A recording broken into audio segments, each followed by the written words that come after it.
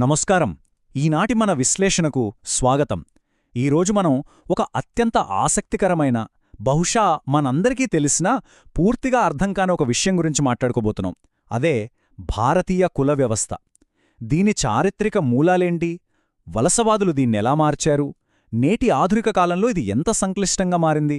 ఇలాంటి ఎన్నో విషయాలను ఇప్పుడు మనం డీకోడ్ చేద్దాం. అసలు మన ముందున్న అతిపెద్ద ప్రశ్నేంటంటే, ఈ కులమనేది కేవలం గతం తాలూకు ఆనవాలా, లేక కళ్లముందు కనిపిస్తున్న పచ్చి నిజమా? వినడానికి సులభంగా అనిపించినా దీనికి సమాధానం చాలా సంక్లిష్టమైందండి. ఎందుకంటే సమాజంలో ఎవరు ఏ స్థాయిలో ఉన్నారు, ఎక్కడ నుండి చూస్తున్నారనే దానిపై ఈ ప్రశ్నకు జవాబు పూర్తిగా ఆధారపడుంటుంది. సరే, ఈ విశ్లేషణలో మనం ఏమేం చూడబోతున్నామో ఒక్కసారి చూద్దాం. ముందుగా వర్ణ మరియు జాతి నిర్వచనం, ఆ తర్వాత ఈ కులశ్రేణి నియమాలు, దీన్ని సవాలు చేసినవారు, వలసవాదుల ప్రభావం, ఆధునిక ప్రజాస్వామ్యంలో కులం పరిస్థితి, చివరగా నేటి ఆధునిక కుల వైరుధ్యం. ఇక ఆలస్యం చెయ్యకుండా మన మొదటి భాగంలోకి వెళ్ళిపోదాం. అసలీ వర్ణ మరియు జాతి అంటే ఏంటో ఇప్పుడు చూద్దాం. ఇక్కడ చాలామందికి తెలియని ఒక ఆసక్తికరమైన విషయం ఉందండి. వర్ణ, జాతి ఈ రెండూ ఒకటే అనుకుంటారు. కాని కాదు. వర్ణ అనేది సుమారు 3000 సంవత్సరాల నాటి ఒక పాత వర్గీకరణ. ఇది సమాజాన్ని కేవలం 4 ప్రధాన భాగాలుగా మాత్రమే విభజిస్తుంది. కాని జాతి అలా కాదు. ఇది వందలు, వేలాది ఉపకులాలతో కూడిన చాలా సంక్లిష్టమైన ప్రాంతీయ వ్యవస్థ. అంటే వర్ణ అనేది ఒక బ్రాడ్ కేటగిరీ అయితే, జాతి అనేది ఎక్కడికక్కడ స్థానికంగా ఉండే ఒక మైక్రో సిస్టమ్ అన్నమాట. ఇప్పుడు రెండవ భాగానికి వద్దాం. ఈ శ్రేణి ఎలా పనిచేస్తుంది? దీని నియమాలు ఏంటి? కాలం గడుస్తున్న కొద్దీ, ముఖ్యంగా వేదకాలం తర్వాత ఈ కుల వ్యవస్థ ఎంత కఠినంగా మారిపోయిందంటే ఊహించటం కూడా కష్టమే. ఇక్కడ వ్యక్తి స్వేచ్ఛకు తావులేదు. ఒకరి కులం పుట్టుకతోనే నిర్ణయించబడుతుంది. దాన్ని మార్చుకునే వీలు అస్సల్లేదు. ఎవర్ని పెళ్లి చేసుకోవాలి, ఎలాంటి ఆహారం తినాలి, ఎవరితో పంచుకోవాలి, ఆఖరికి ఎలాంటి వృత్తి చేయాలో కూడా ఈ వ్యవస్థే శాసించింది. అంటే వృత్తులు కూడా ఖచ్చితంగా వంశపారంపర్యంగా ఒక తరం నుండి మరో తరానికి బదిలీ అవ్వాల్సిందే. అసలు ఈ వివక్ష అంతటికీ మూలమేంటో తెలుసా? పవిత్రత మరియు మైల. సిద్ధాంతపరంగా చూస్తే పై కులాలు ఆచారబద్ధంగా స్వచ్ఛమైనవని, ఉన్నతమైనవని భావించేవారు. దానికి పూర్తి వ్యతిరేకంగా మైల లేదా కాలుష్యమనే భావనతో కింది కులాలను తీవ్రమైన అణచివేతకు గురిచేసేవారు. ఇది అప్పట్లో సమాజాన్ని రెండుగా చీల్చిన ఒక బలమైన భావన. ఇక మూడవ భాగం. ఇంత కఠినమైన వ్యవస్థను ఎవరూ ప్రశ్నించలేదా? ఖచ్చితంగా ప్రశ్నించారు. అలా ఈ వ్యవస్థను సవాలు చేసిన వారి గురించి ఇప్పుడు చూద్దాం. సమాజంలో పాతుకుపోయిన ఈ అసమానతలపై ధైర్యంగా పోరాడిన వారిలో ముందుగా చెప్పుకోవలసింది జ్యోతిరావు పూలే మరియు సావిత్రిబాయి పూలే దంపతుల గురించి.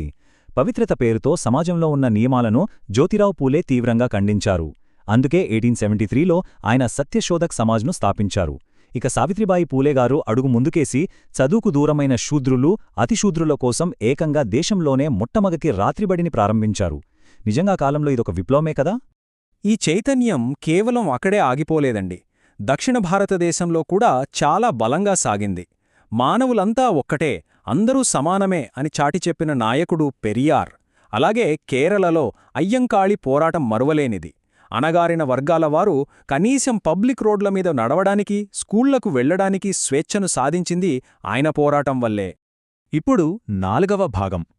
కుల వ్యవస్థపై వలసవాద ప్రభావం, అనగా బ్రిటిష్వారి రాకతో ఇదంతా ఎలా మారిపోయిందో చూద్దాం. ఇక్కడో పెద్ద మలుపుందండి. 1860లలో బ్రిటిష్ వాళ్లు మనల్ని పాలించడం కోసం మొదటిసారిగా జనాభా గణన అంటే సెన్సెస్ స్టార్ట్ చేశారు. అంతకుముందు కుల గుర్తింపులు కాస్త అటు ఇటుగా మారే అవకాశముండేది. కాని 1901లో హెర్బర్ట్ రిస్లే అనే అధికారి చేసిన జనాభా గణన వల్ల ఈ కులాలు ఒక గట్టి రికార్డుగా మారిపోయాయి. పైగా 1935 భారత ప్రభుత్వ చట్టం ద్వారా అగ్రవర్ణాలకు అధికారాలు కట్టబెడుతూ చట్టబద్ధంగా షెడ్యూల్డ్ కులాలు అనే ఒక కొత్త గుర్తింపును తీసుకొచ్చారు. 5వ భాగం. స్వాతంత్ర్యం వచ్చిన తరువాత ఈ ఆధునిక ప్రజాస్వామ్యంలో కులం పరిస్థితి ఎలా ఉందో ఇప్పుడు గమనిద్దాం. 1947లో మనకు స్వాతంత్ర్యం వచ్చింది. పట్టణాలు పెరిగాయి, పరిశ్రమలొచ్చాయి. మరి కులం పోయిందా?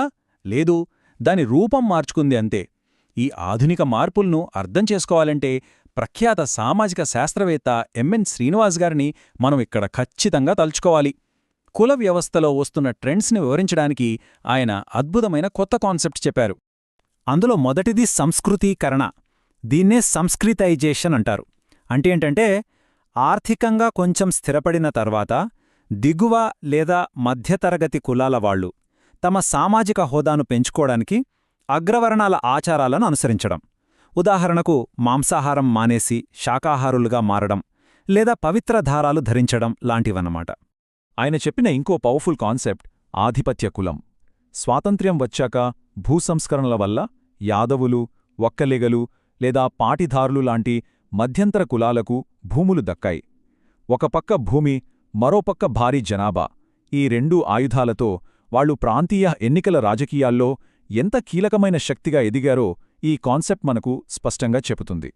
ఇప్పుడు చూడండి, సిటీల్లో, ఆఫీసుల్లో పక్కపక్కనే కూర్చుని పనిచేస్తాం.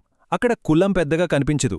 కానీ పెళ్లిళ్ల విషయానికొస్తే మాత్రం కులాల గోడలు ఇంకా కఠినంగానే ఉన్నాయి కదా. అలాగే 1980ల నాటికి మన దేశ రాజకీయాలు ఎలా మారిపోయాయంటే, ఏకంగా కులం ప్రాతిపదికన రాజకీయ పార్టీలే పుట్టుకొచ్చాయి. అంటే ఎన్నికల రాజకీయాల్లో కులం కేంద్రబిందువుగా మారిపోయింది.